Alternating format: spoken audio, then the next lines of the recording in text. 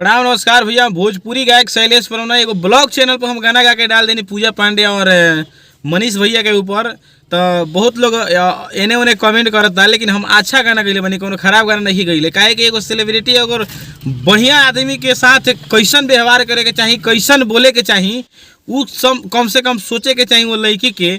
और मान तन ठीक बा 15 साल के बाद नाबालिग लड़की बाटे, तो कम से कम जे कैले बाटे ओकरे तो सोचे के चाही कि सब चीज़ गलत बाटे। तो बस एगो औरो गाना हम लेके आयल बनी लोग खातिर, बस ई गाना के सुनी और प्यार दुलार दी। अरे नाम बाटे ओकर खाली कर तार नाम हो, भइल बादा नाम हो के कर बादा नाम हो मीडिया वाला की नाम बाटे ओकर खाली कर तार नाम हो, भइल बादा नाम हो के कर बादा नाम हो।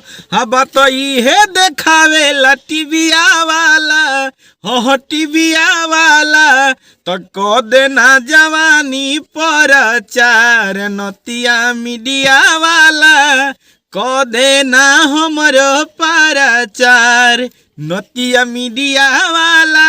पवन सिंह खेसारी लाल के वीडियो बनावेला, हम जब कहिले तो घरे न आवेला।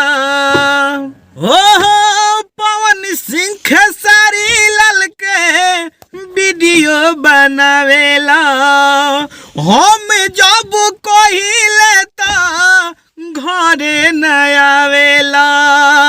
अरे कर जोरी अरजी देखावा अपन मरजी, आ सब इहे कहता इंडिया वाला, हाँ इंडिया वाला।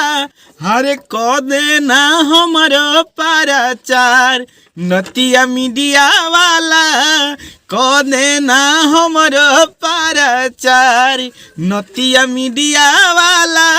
हरे को देना हमारो परचार।